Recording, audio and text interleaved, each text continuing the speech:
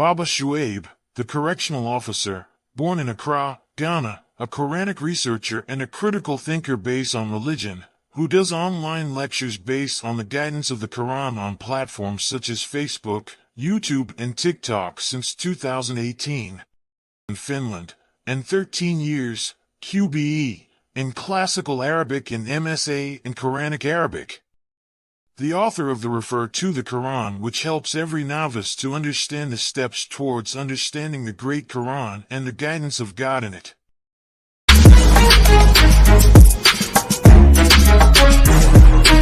Time to rise and meet the challenge. babashuaib is calling you out. Meet babashuaib, a correctional officer with a mission. Today he's throwing down the gauntlet to the mushriks, no more holding back. With his logo shirt and cap, babashuaib sits tall and confident. He says, the time for action is now. It's time to rise, to push past limits, and to become the best versions of ourselves. babashuaib believes in the power of determination and resilience. His challenge is simple. Stand up, face your fears, and conquer them. Every day is a new opportunity, he says. An opportunity to grow stronger, to be better, and to leave a mark on the world. So, are you ready to accept babashuaib's challenge? Are you ready to rise above and beyond? Join babashuaib and let's show the world what we're made of, because the only limit is the one you set for yourself.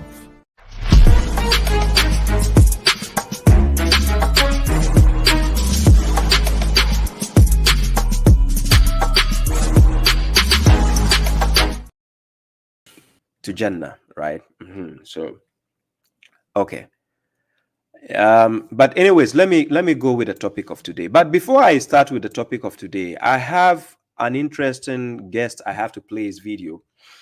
When I say a guest, it's one of the academic bozos. Harvard, is it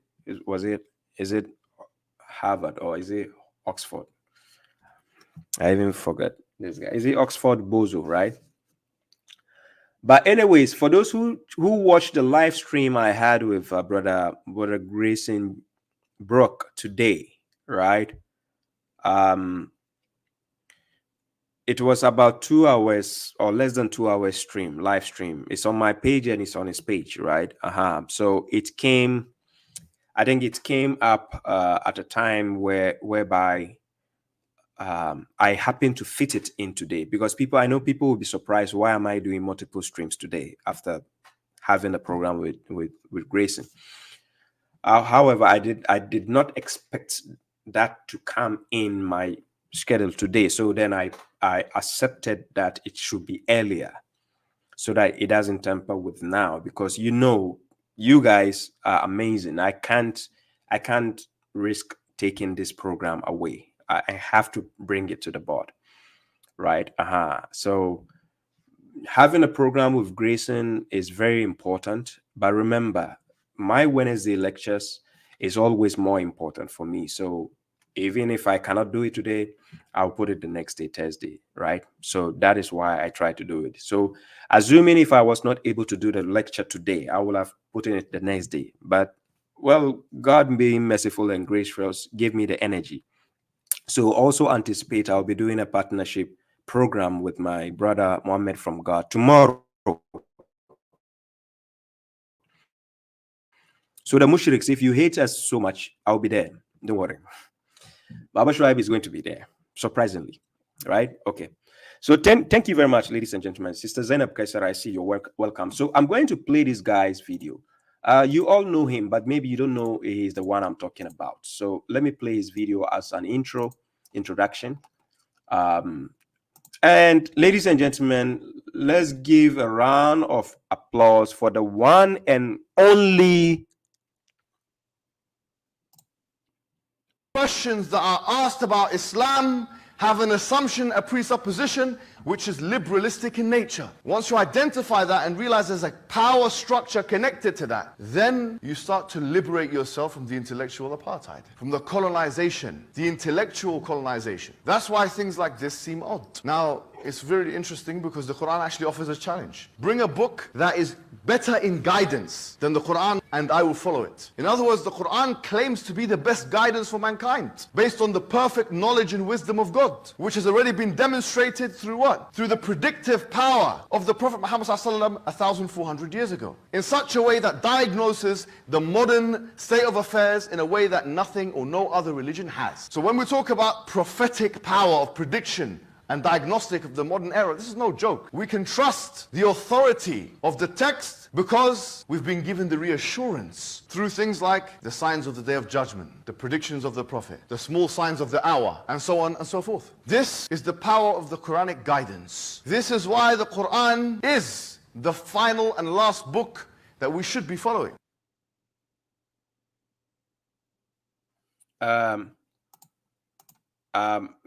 Guys. Guys,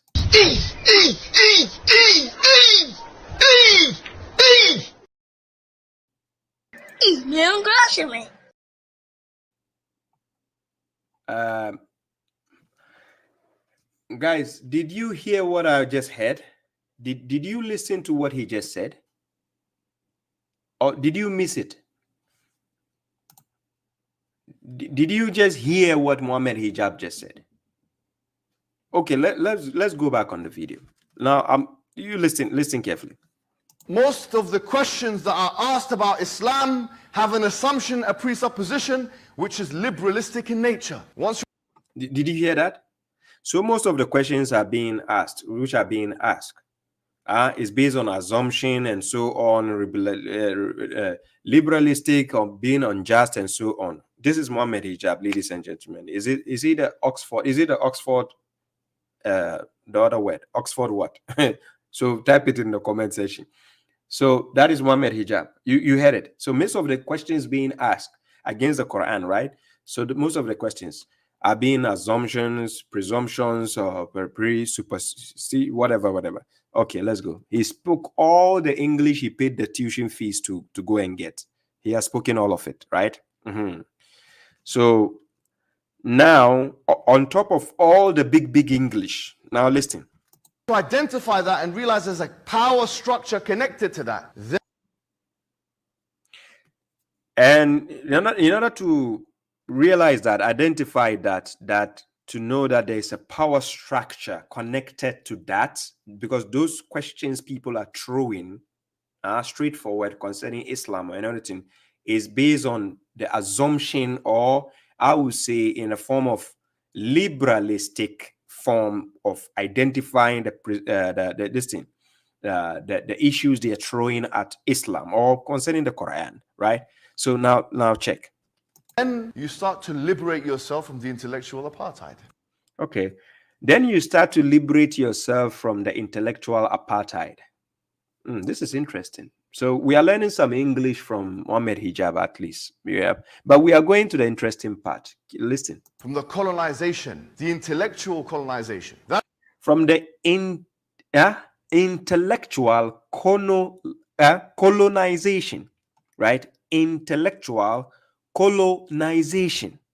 Hey, this is interesting. Hey, I need to get my daughter to write some of the English. Muhammad Hijab is doing well here. Let's go. That's why things like this seem odd. So that's why things like these seem odd. But we are looking for the solution from Muhammad Hijab. Let's see what he has to say. It's very interesting because the Quran actually offers a challenge. Now it's very interesting because the Quran actually offers us challenge. And so now Muhammad Hijab is helping us to use the Quran to challenge our rivals and opposition. So he said, bring a what? Bring a book that is better in guidance than the... Bring a book that is better in guidance than what? The Quran, and I will follow it. Than the Quran, and I will follow it.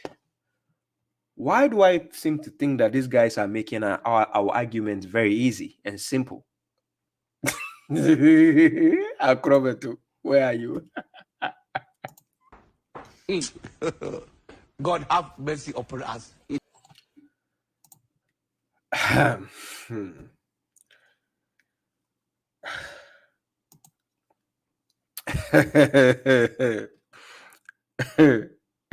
Okay, let's go back again.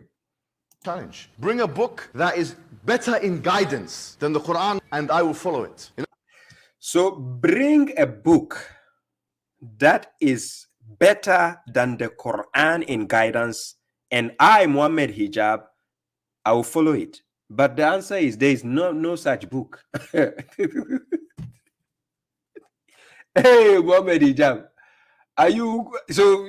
At least you are welcome to the Quran alone movement. Just join. You are a Muslim now. Or mashallah, Muhammad Hijab, or you are original Muslim today, based on this speech. Because there is no better guidance a book. Hey, Yazbunallah wa ni'mal wakeel. Hey, bro. Please, he's Oxford graduate. I don't know if he understands English. Because if he understands English and he's speaking contrary to this, he needs a factory reset. To be honest, I'm not joking with you. These people mostly they need factory reset. Hey. Do me a favor, please. Get out of here. Get out of here, man. Shit, you know what I'm saying?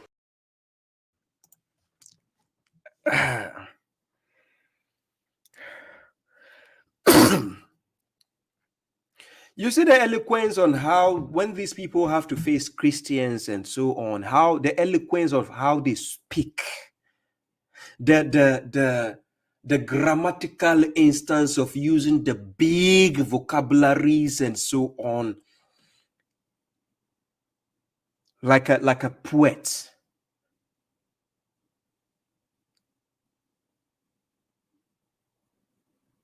Yeah, who born these mushriks by mistake? Who I don't know who gave birth to them by mistake. Seriously, I don't seem to understand how their brain functions, and that is why, please hashtag factory reset, because we are going to go on Asim Al-Hakim, but hashtag factory reset. Yes, salam, Sister Zuleika Hussein, you're welcome. Hashtag factory reset, please. Hashtag factory reset. Muhammad Hijab factory reset. Hashtag, please. I want to see the comments, please. Hashtag factory reset. Please, I want to see it before I continue. Please, hashtag factory reset. Yes, thank you. I can see that. Factory reset. Because now, whenever a mushrik says anything mean to you, don't insult them. Don't say anything. Just type hashtag factory reset to them. I'm serious. You see the magic of that. Those two words. Factory reset. That's the best word you need to use. Because I don't know how they've been programmed. So without the factory reset, it will not work. We need to factory reset them. You understand? I'm serious. I'm not joking with you. Factory reset is the only solution. And when I say factory reset, let me see. Where did I put it? I don't know if I put it here. Where is it? Oh, I didn't put it here yet. Yeah. Okay. I'll find it. When I say factory reset, I think I saved the thing somewhere here. Let me see if I have it here.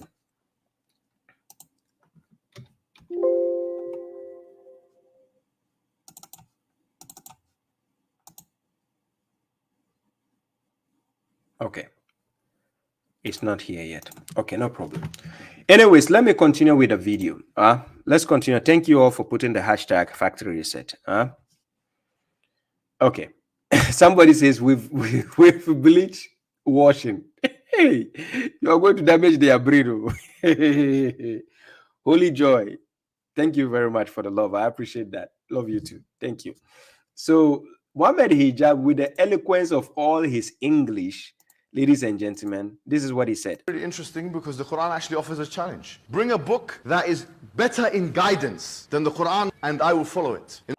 So bring a book that is better in guidance than the Quran, because remember, Quran is a book, and Sahih al-Bukhari is a book, Sahih Muslim is a book, Sunan an-Nasa'i is a book, Abi Dawud is a book, Sunan Ibn Majah is a book, right? It has those books I'm talking about. They have chapters, they have verses, they have references, they have numbers, right?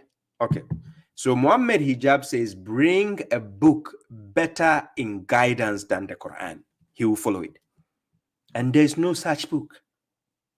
Because then if you are following hadith books and you know those hadith books are not better than the Quran, then you are a hypocrite. Let's go. In other words, the Quran claims to be the best guidance for mankind.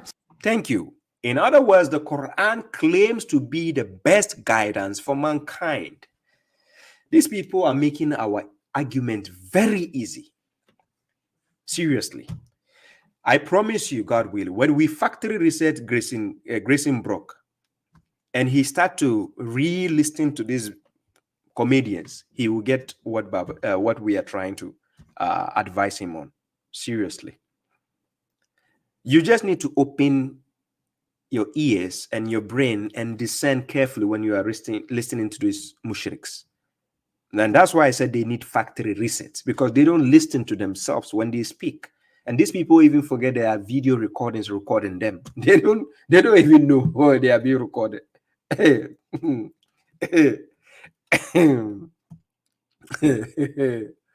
Based on the perfect knowledge and wisdom of God, which is so based on the perfect knowledge of the wisdom of God. That's all we need, right? Okay. has already been demonstrated through what? Through the predictive power of the Prophet Muhammad 1,400 years. No problem, because the Prophet is the role model of the Quran in the first place. Khuluqul Quran, according to your own hadith books, you said the character of the Quran is the Prophet's life. So the character of the Prophet is the Quran. That's what you guys said in your hadith books. So Khuluqul Quran means his character is the Quran. Right? Okay.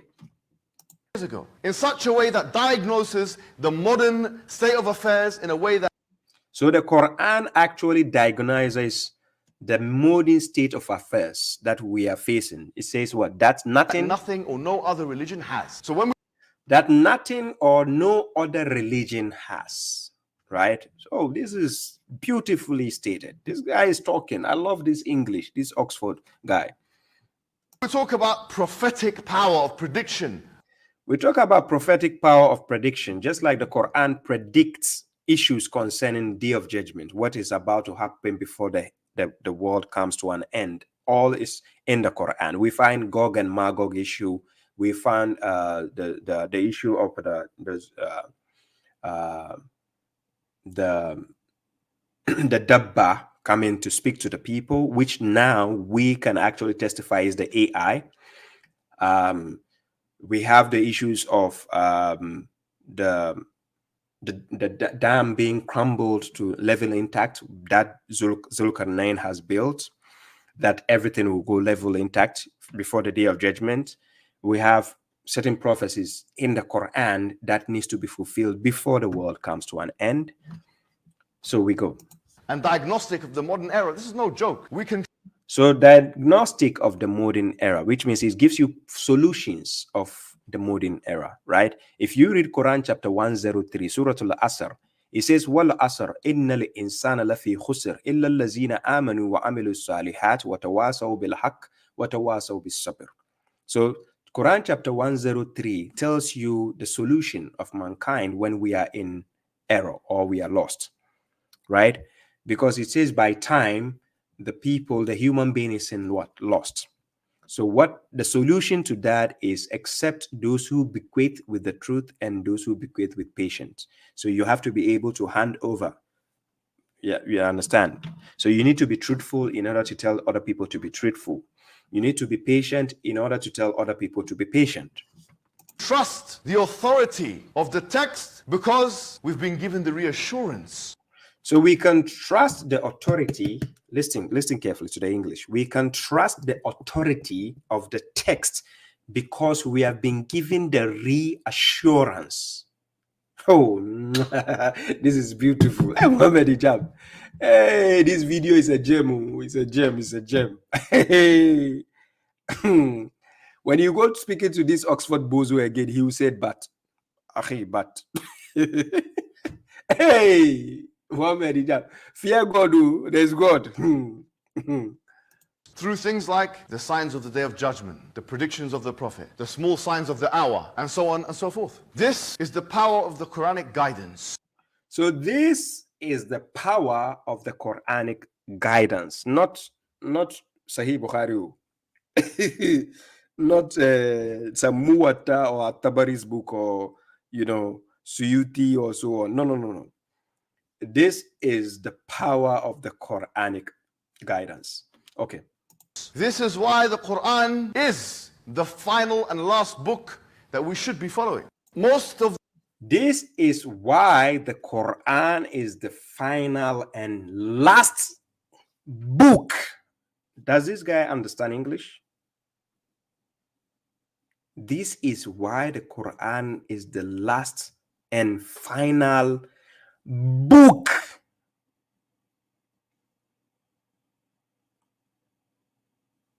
Hey, Muhammad Hijab.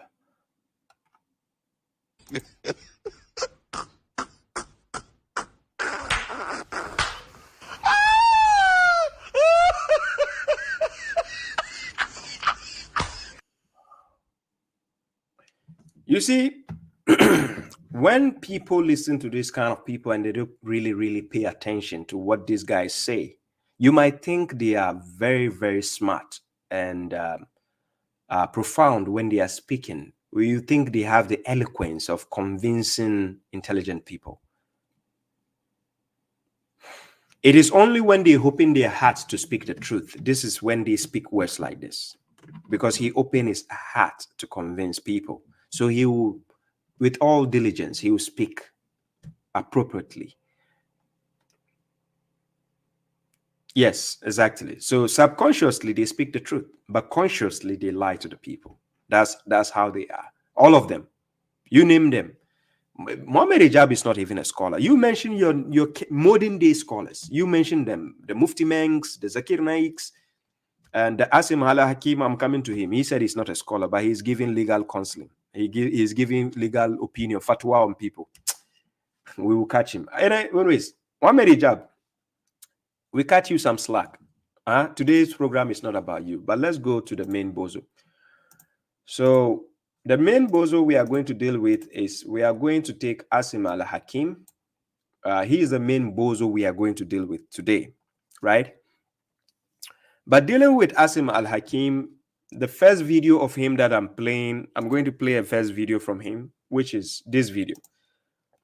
Islam, it is not up to you to embrace Islam and then apostatize, because we have rules and regulations. You don't want to accept Islam from the beginning? Don't. Remain in your religion. But to come and accept Islam and then leave Islam, this is a crime that is the cardinal sin. This is something that has to be punishable in Islam to protect Islam and the Muslims.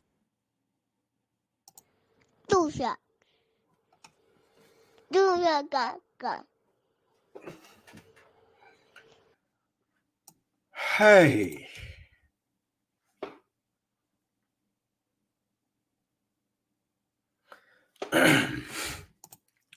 Thank you very much, Mahadzir Halim. Thank you. Thank you. Somebody says Asim is my favorite bozo. Hey, he is a bozo. Allah, why is about you?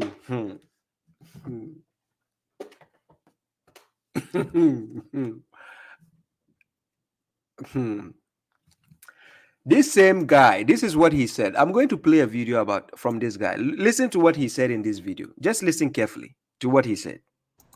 Akhi, when I talk about Islamic issues, I don't talk from my own self. I'm not a scholar. I don't come up and think, yeah, I think this is halal, this is haram. Do you see the can you fathom the contradiction in the things these guys always tell you on social media? Or you don't seem to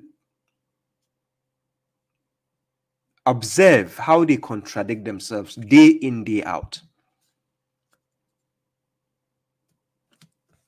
You just heard what Asim Al-Hakim said, right? Listen again. Listen what he said. Akhi, when I talk about Islamic issues. I don't talk from my own self. I'm not a scholar. I don't come up and think, yeah, I think this is halal, this is haram. Did you hear what he just said? He said, when he talks about Islamic issues, he doesn't talk by himself. He is not a scholar. He doesn't just come out and say this is halal and this is haram. But contrary to this statement, we find him doing that. And he's even charging $100 for half an hour counseling. This guy, I'm not lying against him. Wallahi, he charges $100 for half an hour counseling concerning Islam. And this same guy says he's not a scholar. And he doesn't just come out and say this is halal and this is haram, but he's doing the same thing as he's saying. Okay, somebody is correcting me. He says $110. Hey, yes, $110 inflation. There's inflation on it. Hey.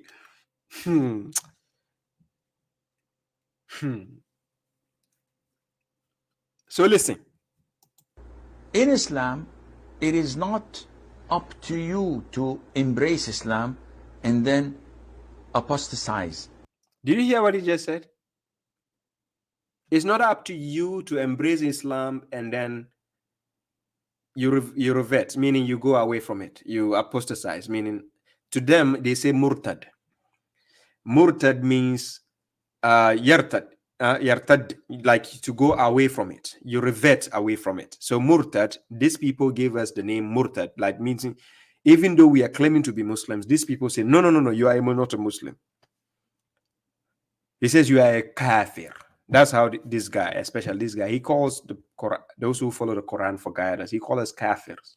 Kafir in what? Your garbage books? Fine. Yeah, according to your garbage books, I'm a kafir. No problem. According to the Quran, God says, وَمَنْ لَمْ يَحْكُمُ بِمَا أَنزَلَ اللَّهُ فَأُولَٰئِكَ هُمُ الْكَافِرُونَ. He says, whoever does not judge by what God has revealed, those people are the what? Disbelievers. You are the kafir, ungrateful ones. But yet you go around and then you tell people, we the one who claim to follow the Quran, we are kafirs. Are you kidding me? So is this nonsense you have to offer to the people? This nonsense fatwa you keep doing? Okay, let's go. Because we have rules and regulations. Where do you have the rules and regulations from?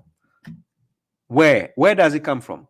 Because according to Quran chapter 42 verse 21, God is asking you question. Am lahum shuraka'u shara'u lahu min ad-din ma lam ya'zanu bi illah.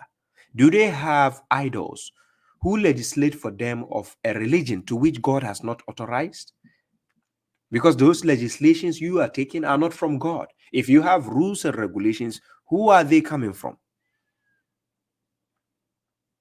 Those rules, who? It is from your garbage books. Then you attribute it to the honorable man who is dead and gone. You attribute it to him. And you say the prophet says this, the prophet says that. May the curse of God be upon you, the lies, inshallah. You will see it daily in your life till you leave this earth. Wallahi. Let's go. You don't want to accept Islam from the beginning? Don't. Remain. Now this is a threat. Now he is telling people, you don't want to. So imagine this guy is using this video to convince Grayson Brooke. Grayson. Imagine Grayson in the bikini. Happy to chance on this guy.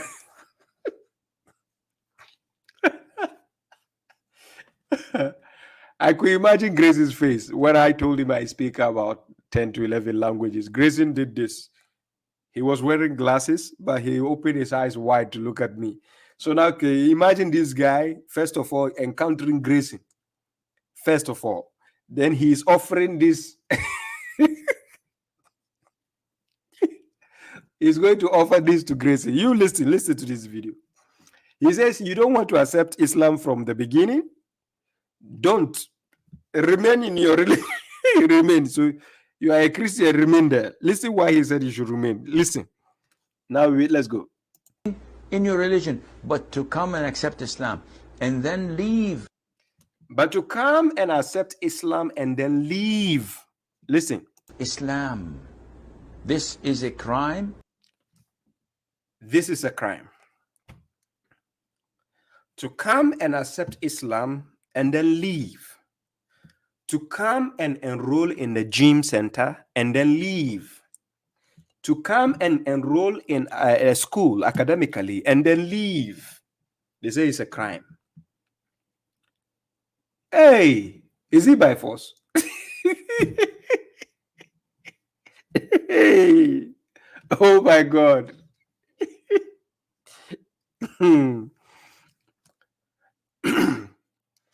So, but to come and accept Islam and then leave is a crime, according to Asim Al-Hakim, the guy who said he's not a scholar. And he doesn't just come and say this is halal and this is haram. And this guy will speak without evidence. Wallahi, no evidence. Because he's just dressed like this. People think, mashallah, this guy is representing Arabs. No. This guy is not, I just investigated, he's not even a native Arabian person. He's from Malaysia, he told me. Is it Indonesia or Malaysia? And then he moved with his settlement to Saudi Arabia. So then he became thinking, when people see him, they think Asim Al-Hakim is an Arabian. He's not even an Arabian. So he said it's a crime if you come and accept Islam and you leave. Now check why he's telling you that. That is the cardinal sin.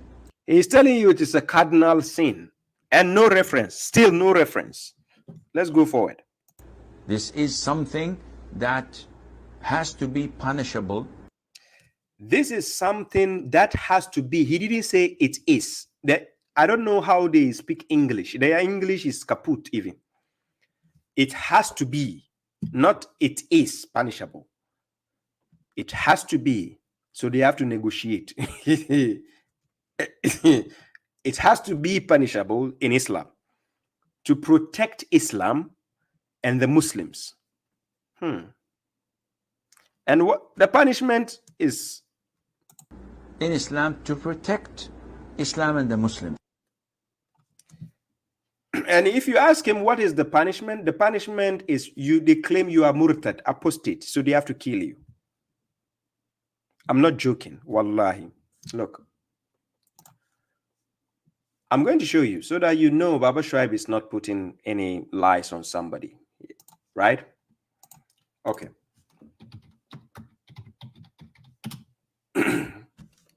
I'm going to show you.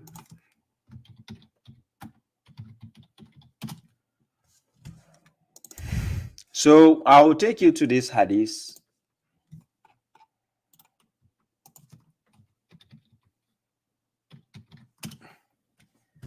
It is Sahih al-Bukhari 3017. Okay, let's go. I'm going to put it on the screen, right? Sahih al-Bukhari 3017. When we go to sunnah.com,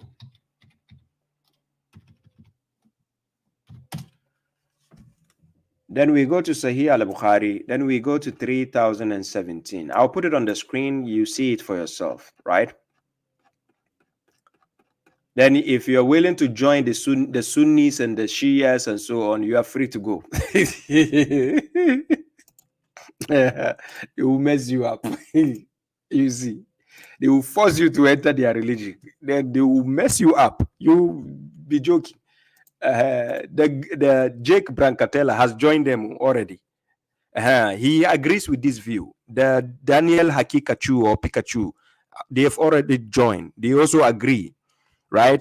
The guy, the Muslim cowboy, and so on. They've all joined, and they agree with this. Okay, I'm going to show you the hadith on the screen. Don't worry. Okay. That is 3000. Oh, let me scroll it down. It's 3017. Yeah. We go down, we go down, we go down, we go down. Yes, somewhere here. Yes. So I'm going to put it on the screen. Bear with me. Let me put it on the screen. You get to see the verse. This is the hadith on the screen, right? That is the hadith. It is Sahih al-Bukhari. So please write it down or write it in the comment section, right? Sahih al-Bukhari 3017. So according to them, it says, Kama qala nabi. Then they will say that sallallahu alayhi wasallam. We will say alayhi salam, according to Quran chapter 27, verse 59. To say peace be upon him is enough. Alayhi salam, right? Okay. Now, they said the prophet. Now, this prophet, according to the hadith, this is a fake prophet. This is not the prophet of the Quran. Wallahi. This prophet they have in their garbage books is not the prophet of the Quran. Wallahi. Okay. So, kama qala nabi. Then they will say, sallallahu alayhi wasallam. He says, man baddala dinahu faqtuluhu. He says, whoever changes his religion, kill him. I'm not saying it. It is in their hadith book.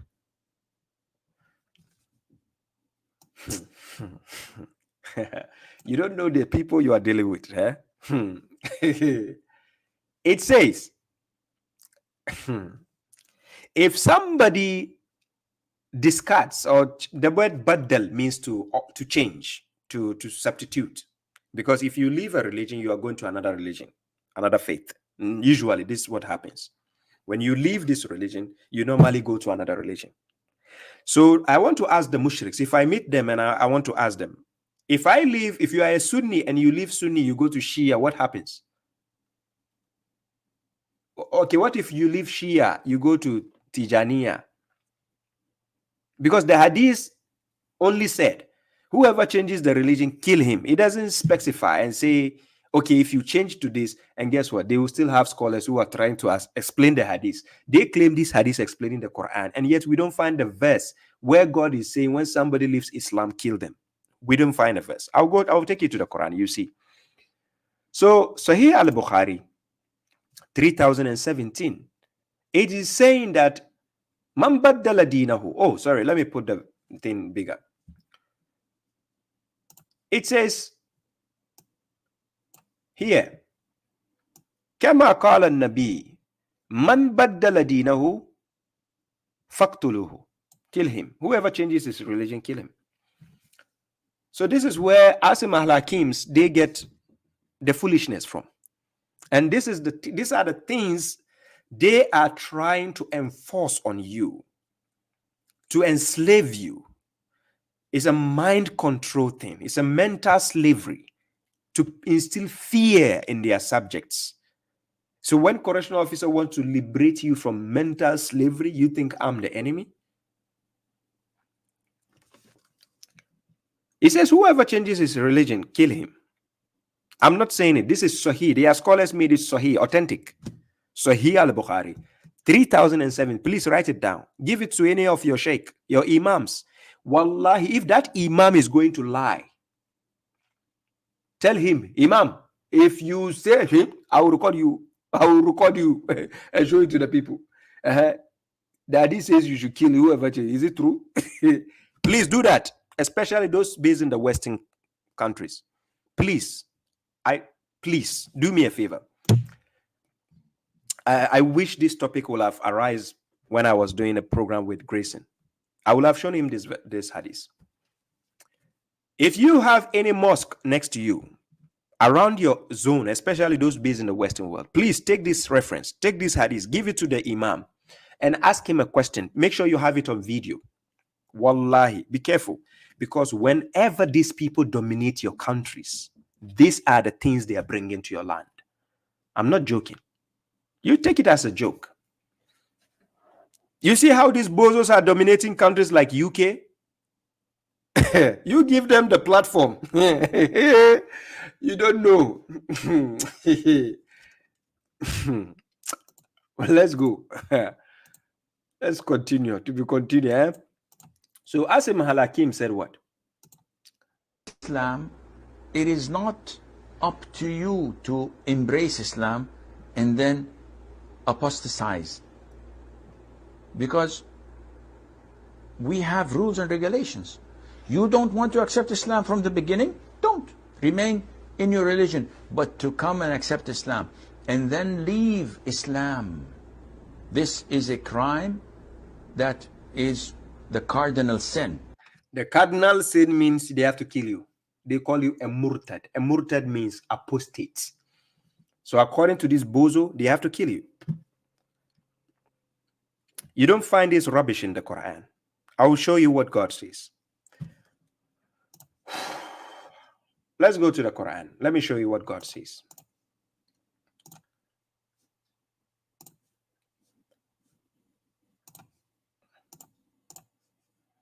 So we go to the Quran, the great Quran, and we go to chapter 5, verse 54. Before we go to chapter 5, verse 54, I take you to Quran chapter 10, verse 99, right? So in Quran chapter 10, verse 99, let me put it on the screen, right? Chapter 10, verse 99, this is what God says. He says, وَلَوْ شَاءَ رَبُّكَ لَآمَنَ مَنْ فِي الْأَرْضِ كُلُّهُمْ جَمِيعًا. Then he says, أَفَ أَنْتَ تُكْرِهُ النَّاسَ. Then he says, حَتَّى يَكُونُوا مُؤْمِنِينَ. And if your Lord had willed, whoever is on earth would have believed. If he had willed that to happen, he will have done it. Then he says what? كُلُّهُمْ جَمِيعًا. All of them entirely. He will have let everybody believe. But he gave us free will, right? So this is what he is asking the prophet. Listen what he asked the prophet. So will you compel? You see the word tukrihu? It is the same word with ikraha. La ikraha fi din. There is no compulsion in the religion. There is no compulsion in the religion. Okay. So now God says to the prophet, so will you compel? He's asking you a question. Or are you going to compel the people until they become believers? Are you going to force the people? Because God, who owns us, who owns the universe, he says if he had willed, he would have made everybody a believer if he wanted so. So now you created the fake version of Islam. And when people join the fake and they realize it's fake and they want to go out, you said they become apostate. So you have to kill them. Hey! It's like a secret society, Illuminati or Freemason. So if somebody is going out, you have to kill him because he will give you a secret out there. Okay. Oh, then you guys know what you are doing is you are doing some 419. You are doing some under the carpet thing. Ketashishe. Hey, now I get it. Oh, because it's a cult, eh? Oh, it's a cult. You don't know it's a cult. This Asim Al-Hakim is going to show us in the next video that it is a cult. I'm telling you, babashuaib, Asim Al-Hakim is going to give us the gist that they have a cult. And this is why when you are part of them and you leave, they have to kill you. Because they cannot stand that you are giving their secret out there. So that is why the bozo from Ghana, this guy, the Alas and Sofo, UTI bozo, he's saying, I'm a spy. I'm a spy where? Does he understand the meaning of spy? You say a person is madman, but you say he's a spy. Hey, how can a madman be a spy? Who employs a madman? Hey, these bozos are frustrated. So now God is asking, are you going to force the people to believe? No, you will not, right? Okay, so let's see. Is God telling anybody to kill an apostate? No. This is what God says. Now listen.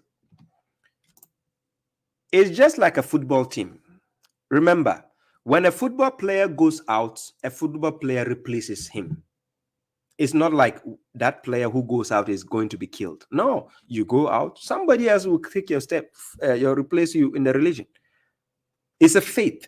If you like, go out. Another person will, the day you are even exiting the faith, somebody else is now coming into faith. That's how faith works.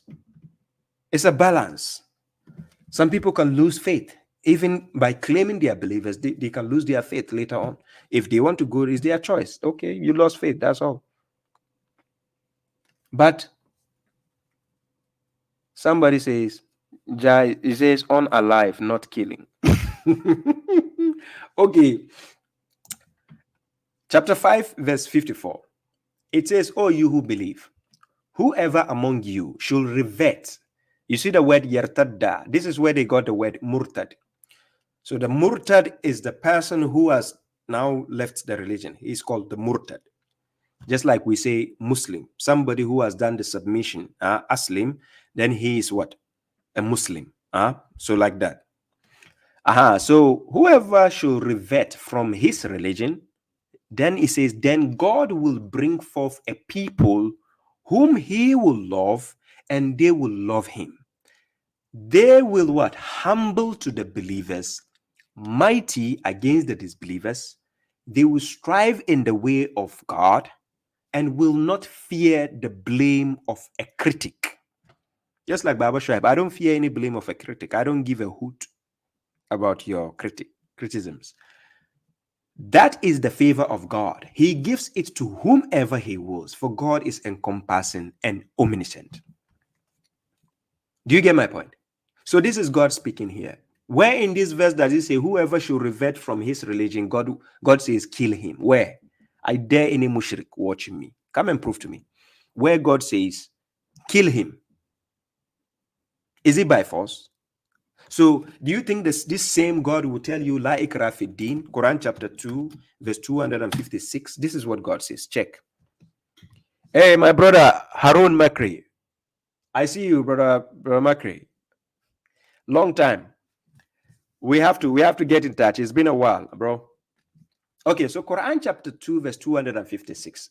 It says, La ikraha fi din, qad tabayyana rushd min al-ghayy. Then it says, فَمَنْ يَخْفُرُ بِالطَّاغُوتِ وَيُؤْمِنُ بِاللَّهِ فَقَدِ اسْتَمْسَكَ بِالْعُرْوَةِ الْوُثْقَى لَا انْفِصَامَ لَهَا وَاللَّهُ سَمِيعٌ عَلِيمٌ. It says there is no compulsion. The word ikraha, it means to compel.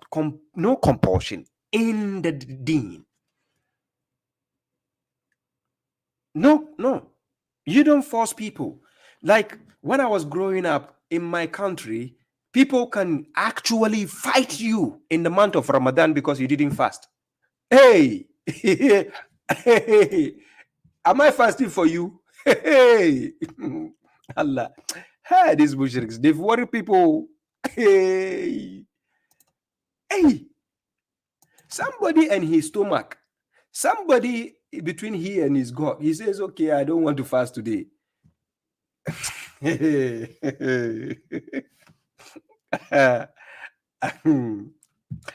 I'm serious. Because a believer knows what he needs between him and God. Why will you force somebody? A believer will do it. It's just like when a student who enrolls himself in the school academically, if he is there to achieve success, he will be present in the classroom. But a bad student, he doesn't care. He can stay out of the classroom. Are you going to force the bad student? He doesn't want to pay to be part of it. Why force him? The good student, he knows the reason why he's there. So he will sit and then focus. So that's why God speaks to believers. Look, Salat is not for everybody. It's for believers. Wallahi. Look, if you are not a believer and you are doing Salat, stop fooling yourself. Siyam, Ramadan, the month of Ramadan, the Siyam is not for everybody. It's for believers. I'm not joking with you. Okay, Salat, let me give you the evidence. Quran chapter 4, verse 103. The times of the Salat has been stipulated for the believers, not for everybody. So if you are a mushrik, stop wasting your time.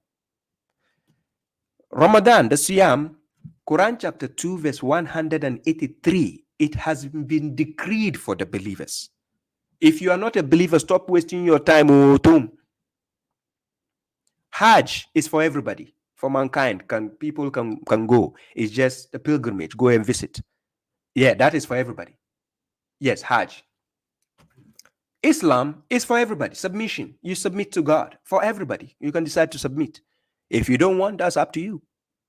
If you want, submit. But use your reason. Don't just be a shippo just because they told you Islam is the best. I'm coming. No, because this kind of bozos, they will kill you. Because when you come and they give you the fake religion, you are going out. They say, hey, Allah, this guy is apostate. Let's go and they say they will, they will kill you and eat you. There's a sheikh from Somalia. His name is Sheikh Hassan. I did a video on him. He said they should eat you alive. I told you these people, it's cultism. Seriously, I'm not joking. It's a cult. Okay, let's go to Asim Al-Hakim's next video. So this is God talking in chapter 2, verse 256. He says, there is no compulsion in the religion. Then he says what? The right guidance has become clear from the error. So whoever disbelieves in idols and believes in God, then he has held on to a certified bond. Then which will not break. So he says, and God is hearing and what? Omniscient. That's it. So why stress people? Why disturb people? Is it by force to be part of your cult? Hey, so when people join your cult and they see foolishness, should they stay by force? So this is why in Africa, a lot of people cannot speak up. They are scared.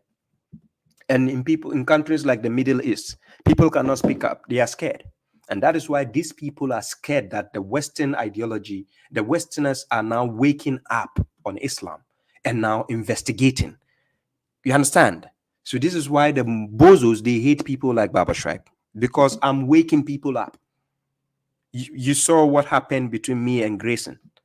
So now imagine other people like Grayson watching my program with Grayson. Do you see the factory reset? Now, this is what the mushriks don't want. So people like Farid Response have already started posting and talking against what Grayson is doing. Yeah, because they hate that. Because people like Farid will not allow to give me the publicity so that the people can wake up. So yeah, they hate it. Anyways, let's go to the next video of the bozo. That is Asim Al-Hakim, his next video. Thank you very much, Abu Suleiman. Thank you. I appreciate the support. God bless you. Yes, I appreciate the love also. Thank you. God bless you. The next video from the bozo is this one.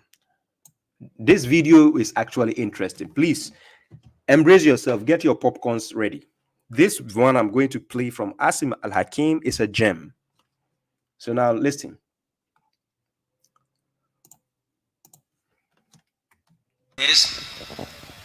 What is the difference between Sunnah and Shia? It's a difference between Islam and other religions. It's very simple. The Prophet ﷺ was not a Shia, definitely. Was he? He was a Sunni. And he himself said, alaykum bi sunnati. He said, you have to follow my sunnah. So what was he?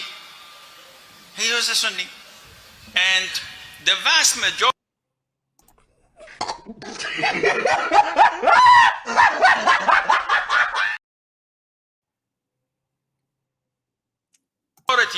of Muslims in the world, that is almost 93 to 94%, are what? Are Sunnis. And if you, what is their cult based on? Nothing but revenge and hatred. They curse all those who we love. Mother Aisha, our mother, Mother Hafsa, Abu Bakr, Umar, Uthman, all the companions except 5 or 6 of them. All of them are kafir, mal'oonin, mushrikeen, They curse them. They know we love them. What do we do in exchange? We love Al-Bayt. We love Ali. We love Al-Hassan and Al-Hussein. We adore them. We honor them when we see them. They want revenge. Revenge of whom?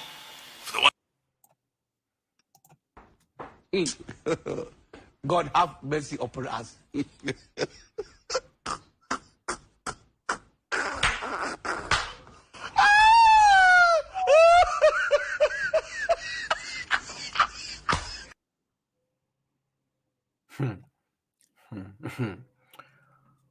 Yeah, Imran Khan, yeah, it's true. He's selling the most easiest product and making millions. Yeah, he's doing that. Yeah, because of his position, and people mistaking him for an Arab, and they think this guy is an Arab. He has a white beard, and they call him for counseling. One half an hour for 110 euros, $10. Well, it's a good business. Well, you heard what he said. So let's go back. He said the Prophet was a Sunni.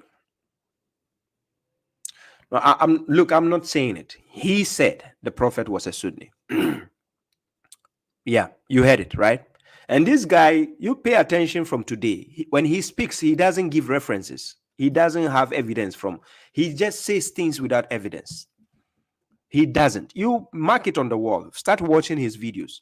He doesn't give evidence to the things he say. So this guy is a plant. He has been planted to just pollute people's head and minds. This is what, because his figure is being appreciated, thinking, oh, mashallah, this is our scholar. He's an Arab. He's not an Arabian. No. This guy is not an Arabian. Never. Abu Sulaiman says the Prophet was Sunni Hanbali, guys. Okay, let's go and check. Yes. Rizal says here comes the favorite bozo. Yes, he is the favorite bozo. This guy, among all the top scholars, he and Yusuf Estes, they are top notch. Yes, how are you, Susie? You're welcome. So let's listen to what he said. The question is, what is the difference between Sunnah and Shia? So somebody is asking a question that what is the difference between Sunni, the Sunnah, and the Shia? So he is going to give the difference. And like I said, he doesn't give a reference. He doesn't give a reference point from where he's talking from. He just speaks from his own whims and desires. Ladies and gentlemen, did you hear him saying according to a scholar, or according to Quran, or according to even the hadith? Have you ever heard him saying that? This is what he said before the video. Check what he said here. I'm going to play a video. Check. Akhi, when I talk about Islamic issues, I don't talk from my own self. I'm not a scholar. I don't come up and think, yeah, I think this is halal, this is haram. Okay. So this is the horse's own mouth. From the horse's own mouth.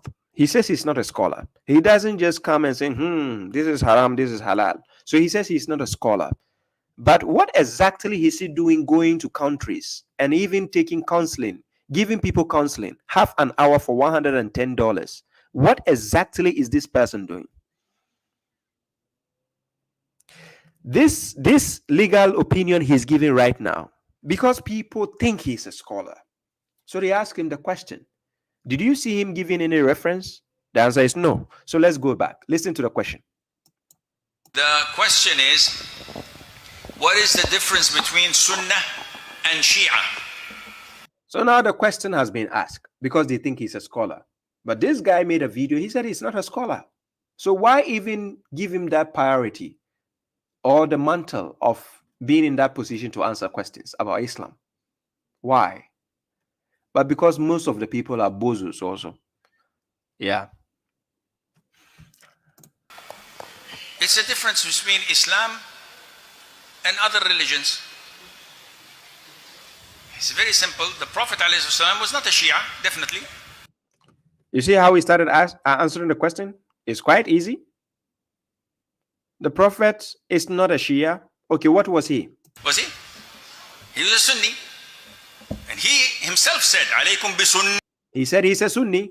And he himself said, and he quoted from hadith, even though he will not give you the reference point. Then he said, alaykum bi sunnati.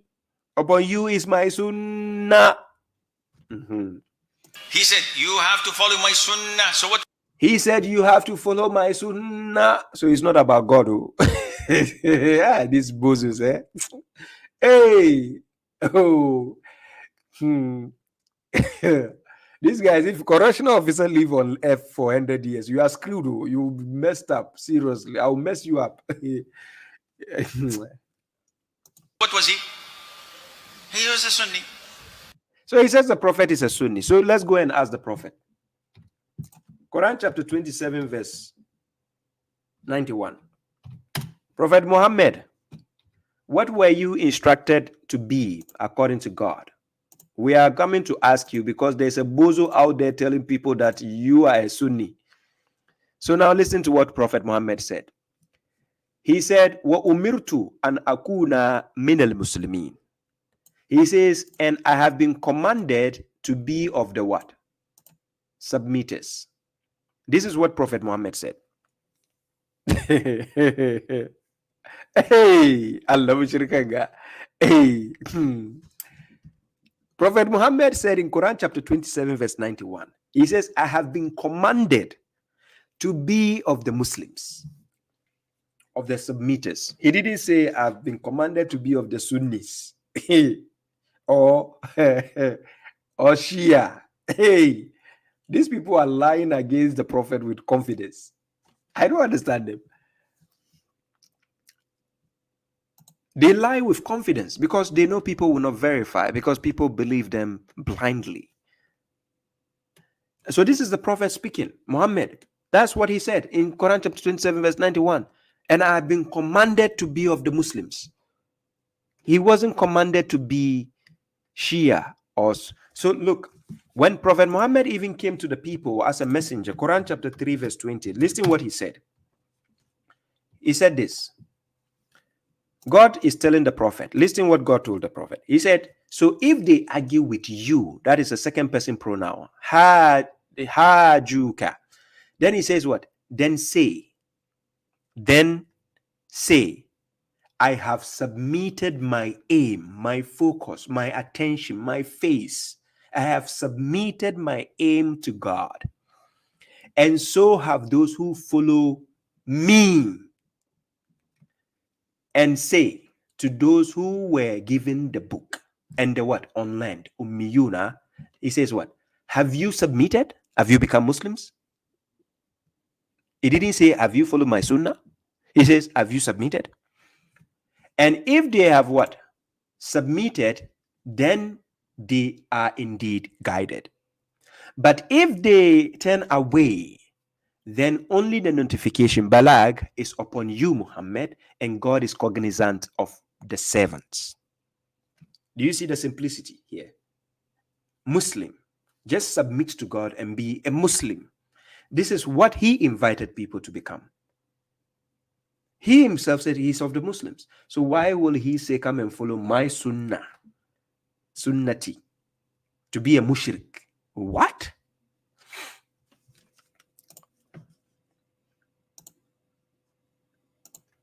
The vast majority of Muslims in the world, that is almost 93 to 94%. Well, who did the counting? The vast majority of the Muslims in the world, that is 93 to 94, you are mushriks. Who did the counting? That you are Muslims. 93, who did the census? Who? Tell me, where? Hey, these people, why are they lying? You are even lying up to mathematical instance also. You are lying in mathematics also. You have lied enough in your hadith books. Now you are lying in mathematics also. 93 and 94%. Who did the counting? Are what? Are Sunnis. They give themselves a percentage. 93 to 94% are Sunnis. Hey, Al-Hakim. You are mushriks, wallahi. No Sunni on earth is a Muslim. Wallah, I'm not joking. If they face me face to face, I'll prove it to them. I'm not joking with you. No Sunni on earth right now is a Muslim. Wallahi, they are mushriks. And if you, what is their cult based on? So what is the cult based on? Because both Shia and Sunnis, they are cults. So what is the cult based on? Nothing but revenge and hatred. So now he's trying to say that the Shia cult is based on revenge and hatred. But is it not likewise the Sunni cult? Hello? People who tell you when you change your religion, they should kill you. Sahih al-Bukhari, 3017. Man baddala dinahu faqtuluhu. Is it not based on hatred and revenge? Acrobat, where are you? God have mercy upon us.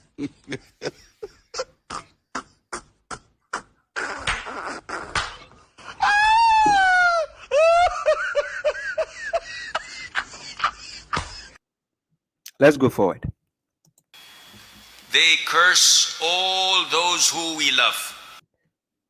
They curse all those who you love. I never seen Sunni Shia cursing the Prophet. Do the Shia people curse the Prophet? Because I thought you said people should love the Prophet more than anybody. Is that not what the Sunnis said? They said the Prophet, you have to love the Prophet more than even your mother, your father, yourself, and everybody, right?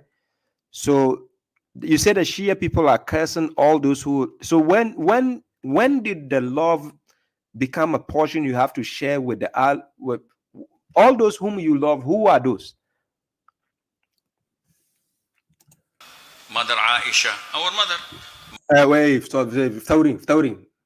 You see, how can 6 years old girl be your mother? Look at the foolishness. Mother Hafsa, Abu Bakr, Umar, Uthman, all the companions except 5 or 6 of them.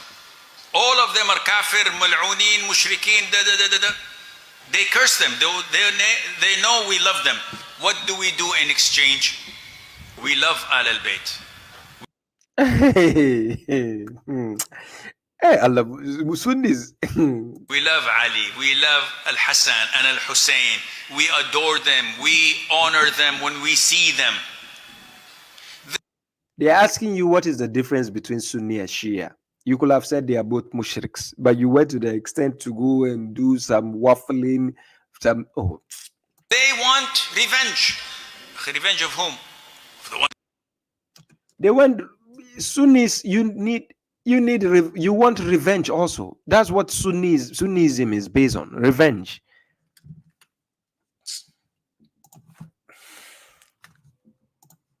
Ladies and gentlemen, these are the people you listen to. I brought Asim Al-Hakim.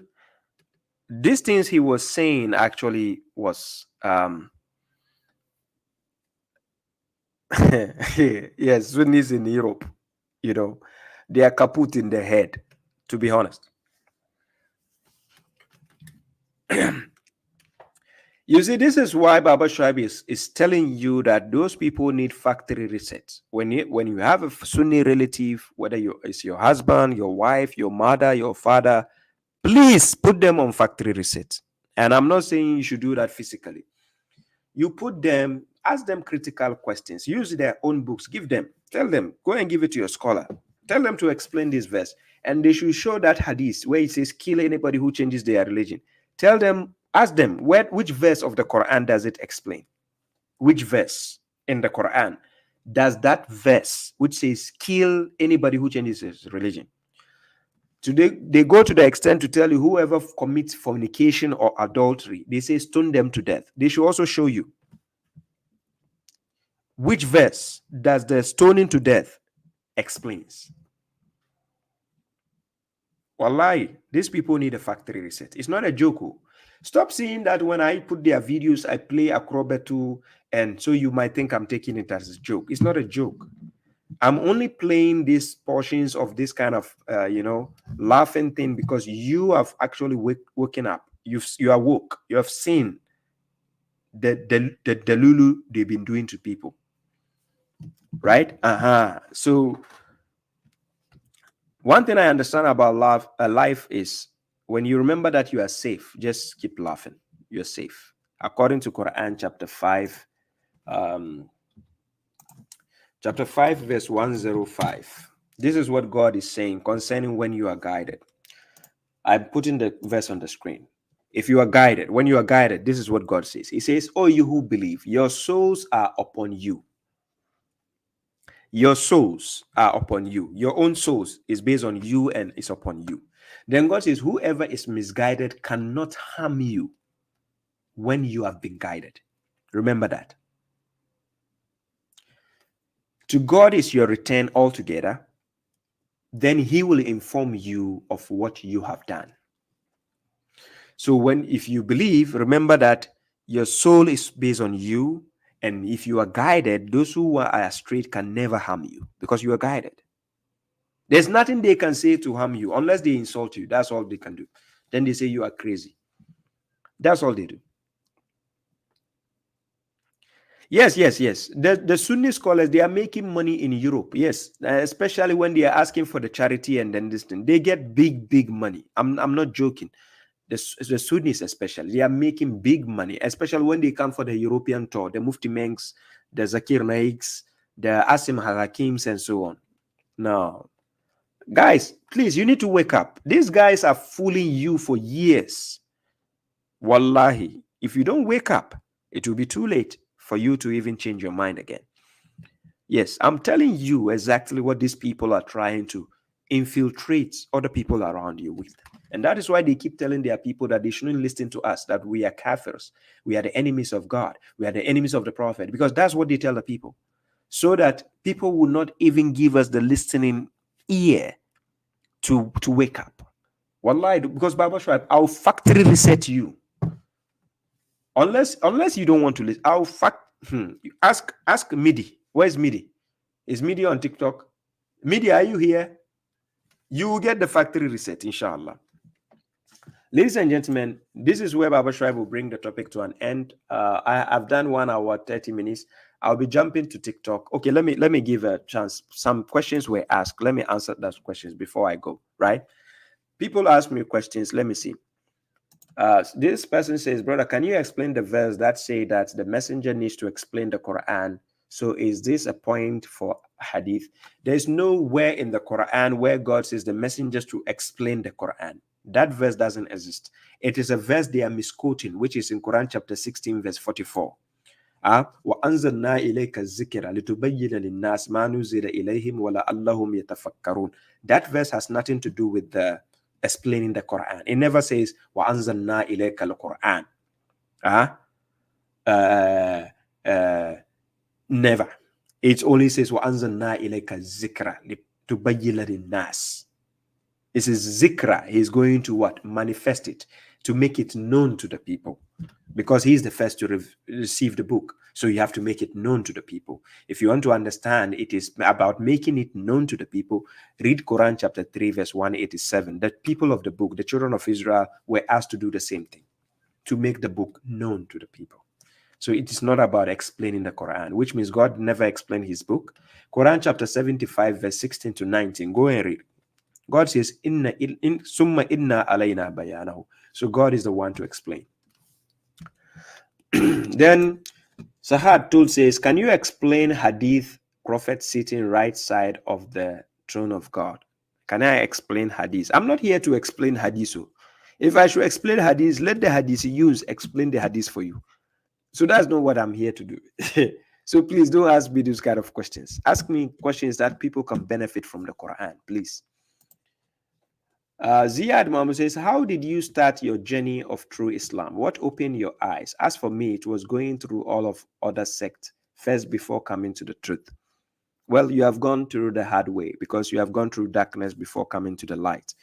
Yes, I was only chanced upon by God, actually pushed me to it, right? I have the storyline when I did the program with Brother Sefraz in Pegam El-Haq. If you watch my discussion with Pegam Al-Haq, if you go on his page, he normally streams a lot of learned people on his page. So if you go on his page, you can check the archives where he has the programs he did with Shuaib Abdullah. You find me there. I explain it, how I was led to the guidance of the Quran, right? Faisal Rabi says, Brother Baba, is there any place in Quran say Muslim go to Jannah or only Mu'min go to Jannah? I've already tackled that. Where God says, Ya ayyuhallazina amanu ittaqullaha haqqa tuqatihi wa la tamutunna illa wa antum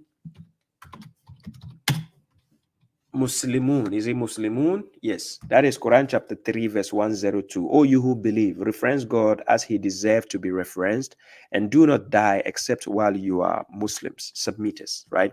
So that alone should be enough for you to make it to Jannah.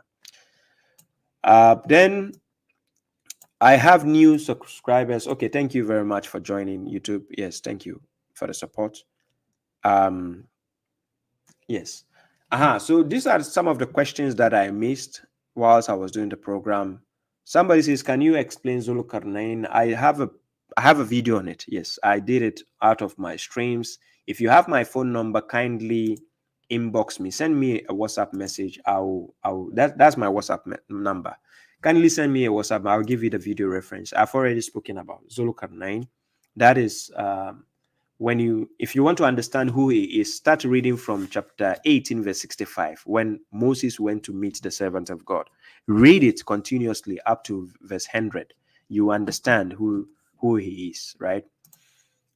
So what did I miss?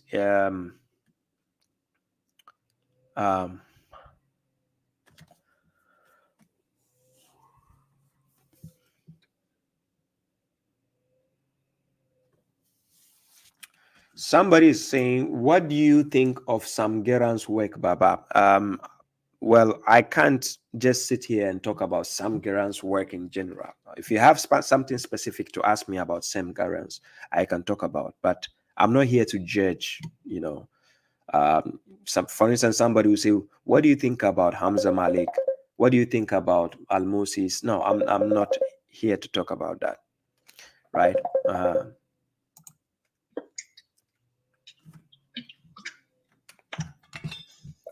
Assalamu alaikum. Wa salam, my brother. How are you doing? Alhamdulillah. Can you just mention your name for the sake of the audience? Sure, yes. Brother Omar Satar from Canada. Yes, nice to meet you, brother. Yeah, I'm good. I have one or two questions here. Let me just pull it up quickly. I had conversation with you before a few times on your program. I'm pretty much, sure. I guess, almost a regular viewer. Yeah. And once again, thank you for your efforts in continuing to put the truth out there so we can, get closer to God and remain on the straight path. So my first question was,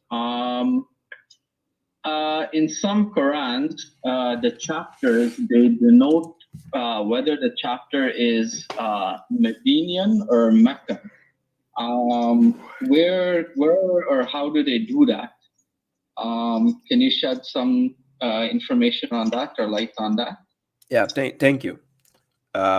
First of all, if I take you to Quran chapter 43, verse 32. Wait. I take you to Quran chapter 43, verse 31, right? Let me see if I can put it on the screen. Yeah. So this verse, it says, "And they said, why was this Quran not revealed to a great man among the two towns?" Right? That's a question that these believers were asking in the first place.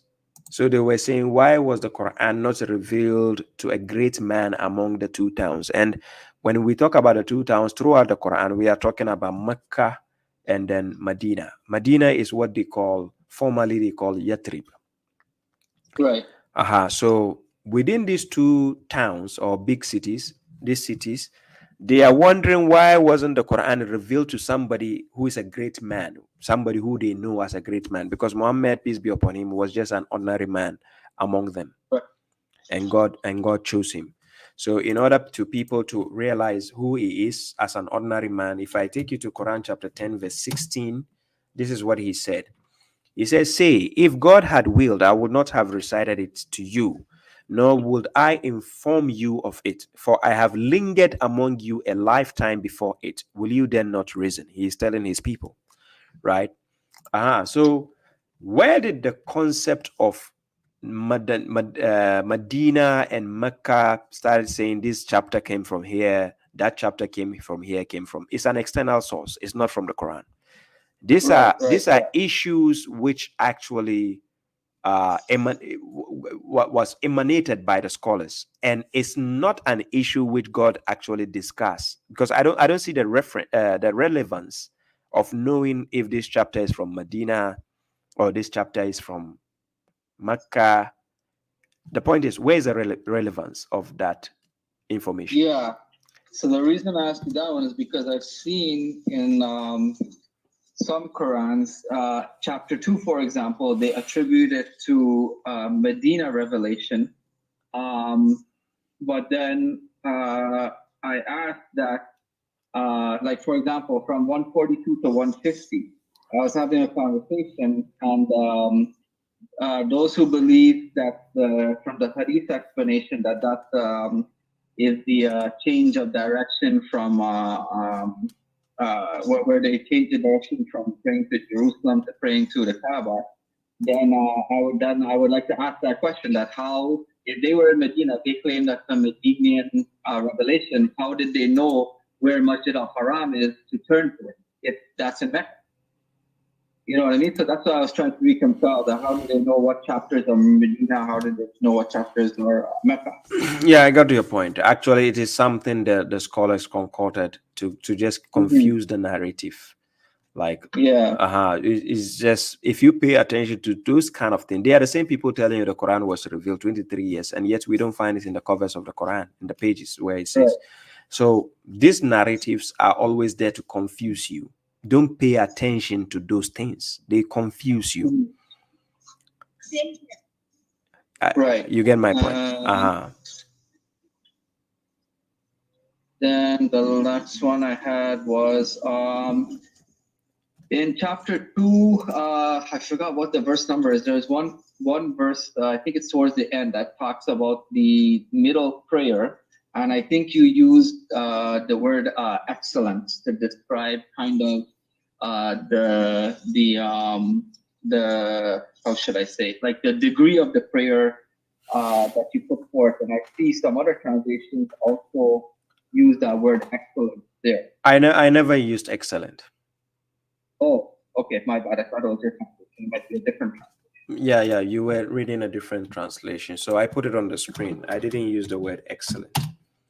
Okay. So this is my translation on the screen. I put it here. That is my translation on the screen. So, do you see it? One sec. Yes, I see it now. Together with the middle. Yes, I see it now. So which salah is that then? Because so far I'm in belief with the morning, evening, and the night salah. Okay, so we have the evening salat and we have the morning salat, which is the dawn salat, right? So that is morning and evening. There is no salat in the middle of the day, no salat whatsoever. And okay, so that's why this verse is confusing me. Anybody who says there's salat in the middle of the day, I'm open for the dialogue. We can have a dialogue on that. We can have a discussion on that. The person has to prove to me where it says there's a salat in the middle of the day. There's no salat in the middle of the day. However, how do we get the salat in the night? Just check the timings God gave to the prophet concerning the timings of the salat God gave to the prophet. Those timings he gave him, it is dawn, evening, and night. Those are the 3 times he gave to the prophet. He never gave him any middle salat, like he says in the noon time you have a salat. It doesn't exist. Right. So the concept of noon salat is what the sectarians now say there's Jummah salat in the daytime. They keep saying there's Jummah. Yeah, in the daytime. Then they will guess. Then they will say, oh, Jummah, since they say you should leave your sale, it means it should be in the middle of the day. This is how they guess. Yeah. It's a guessing. They guess their times. And according to their, I don't agree. According to, I asked you about that one before. I don't agree with that. Yes. So according to their own hadith, they said that when the prophet and his people came to the Medina, they used to guess the time of salat. Yeah, they used to guess. So what is this? How can God tell you something and then he wants you to guess? So he has already been given the times in the Quran on what the dawn, the evening, and the night. Now, why the night? So Quran chapter 2, verse 238. It says, observe the salats. And now this is where people get confused. They say, oh, if you say salawat, it should be 3 or more. It cannot be 2. We are not saying salat is 2. We said it's 3. But however, it's the criteria. Yes, however, it's inclusive. Inclusive means when God says observe the salawat, are you going to only do the salat in one day? Is it only one day are we going to do the salat? The answer is no. We are doing it continuously every day. So that becomes salawat. It's not no more salat. Yeah, that's right. Okay. But now it's saying that together with the middle salat, because this salawat, God is telling you to observe, it includes with the middle salat. Now he wants to make it special because he wants you to pay attention why he's making it together or and the middle salat. Right. Because remember, the middle salat is also a salat. So when God says observe the salawats, it means that middle salat is also included already in the salawats. It's not different. But now we want to understand what is special about the middle salat. So he says, and stand obediently before God.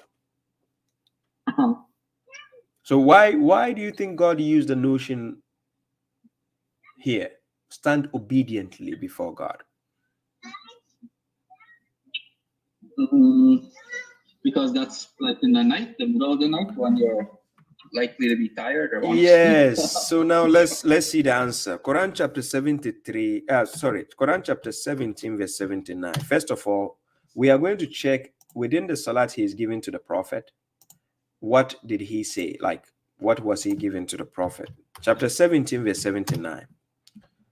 Now, check on the screen. It says, and of the night. He's telling the prophet, and of the night, does stay awake with it as superfluous, meaning extra, as a bonus for you. Right. Then it says, perhaps your Lord will raise you to a commendable position. Now, of the night. Remember, the reason why it says of the night, look at the context. If you start from 78, what was he talking about? He's talking about salat. Yeah. Do you see the context? Yeah, 78 and 79 go together. Okay, so 78 is connected to 79. So now let's check 78. He's telling the prophet, establish the salat at the setting. The word duluki, it means when something is fading away. Okay, I was going to ask you about that word. Exactly, it means dalaka. It comes from the word dalaka. That is the root word. So duluki, it has to go, it has to fade totally away. No, when it's fading, it's in the process of fading. It's not totally faded. It's in the process of fading away. Okay, so many of the traditional translations, they put the declining from the zenith. So does he wait. I know. Don't go to the extent of telling me what they say. Everybody in the audience already knows what they will say. But where does it say? I put word for word translation on the screen. Show me where it says from the zenith in the translation I put on the screen. No, it doesn't. So that's what I'm saying. I want to know if they inserted that in. They inserted. This is what they do. Quran chapter 3, verse 78. And they will lie about God while they know. It doesn't say from the zenith. Okay, so this verse doesn't necessitate from Zoom. No, it doesn't say even noon. It doesn't even say it's in the middle. There's nothing where it says in the middle of the day. There's no indication. Look, if they want to argue about the word duluk, just take the root word, dalaka. I give everybody assignment. Go and find the meaning of dalaka. Dalaka means to rub off something, to fade something, to fade something away, like fade it out. So if we put it in the sense of present continuous and we say duluki, declining, setting, fading away, what gives people the idea that it's in the middle of the day? Does the sun fade away in the middle of the day? No, I can't see what you're saying. It has to be like in the latter part. Exactly. Then you ask them again, does it set in the middle of the day? They will say no. Does it decline in the middle of the day? In the middle of the day, we don't say the sun is declining because it's standing in the middle. How can it decline when it's in the middle? When something is standing straight, do we say it's declining? No. So it is when it's fading away, that is where it is closer to the twilight. So it says at the fading away of the sun, or at the setting of the sun, or at the declining of the sun until the twilight of the night. So you have evening time. That is what evening is defined as. Right, yeah. That's fun. Exactly. Then now it goes further to say, and the reading of the dawn. That is the Fajr. You understand? Then he says, indeed, the reading of the dawn shall be observed. Right.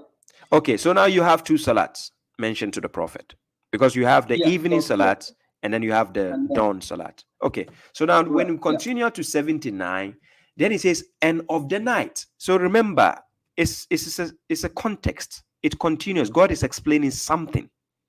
Yeah. So he finished explaining the day, and now he's going to explain the night. Exactly. Okay. So now then he says, and of the night. Then he says, now stay awake with it, because when you are reading the reading of the dawn, you are eventually going to use the Quran also. So you stay away with it. So in order to stay away with it, if I put it on the screen, you see I put a footnote, right? 73, 1 to 6, right? So when I go to 73, 1 to 6, if you read, he says, oh, you the covered fellow, get up at night for a while, half of it, or decrease a little from it. And he says, or exceed over it, and intonate the Quran by chanting. Okay. Then he says, indeed, we will cast upon you a heavy word. Indeed, the rising at night is more stressing and more appropriately stated, because that is the why God says you have to stand obediently, because it's difficult. Okay, yeah. That makes sense back to chapter 2, 238 now. Yes. So that is the reason why he says stand obedience. Now, some people will argue the point and say, oh, that night salat is only for the Prophet. That is a lie. So let's go and check. Quran chapter 73, verse 20. This same chapter, we go to the last verse. This is what it says. It says, indeed, your Lord knows that you, the Prophet, you get up less than 2/3 of the night. Because remember, in the first verse of that same chapter, he asked him to get up at night. Right. So now he's telling him, because he has been doing it. So God is going to tell us how the Prophet has been doing it. So he says, you get up less than 2/3 of the night, half of it, and 1/3 of it. Then he says, and so do a faction of those with you. Yeah, so a portion of people were also doing it. Exactly. So if those other believers with him are also doing, what stops us from also doing it? Exactly. Yeah. He has to establish the example for. Yes. So he's the role model. So we are following that footstep. You understand? Okay. So long story short, the wusta or middle prayer in 2:38 is talking about the night prayer. Yes, exactly. That's why God gave us the time. Remember, if God gives you something, he has to explain to you the time, and if he gives you a salat, there has to be the timing. If somebody says it's in the middle of the day, ask them the time. Where did God give the time for the middle of the day? If somebody says it's in the middle of the day. Yeah, so that's one thing I did. On my own, I went and I collected all the verses to do with Salah, and that's when I saw that every time it's mentioned with reference to a time period, either with the sun or the day or the night. So okay. That's how come I arrived that it's morning, evening, and then middle of the night. You don't see these other ones like Maghrib, Asr, and Zohar. It's not mentioned.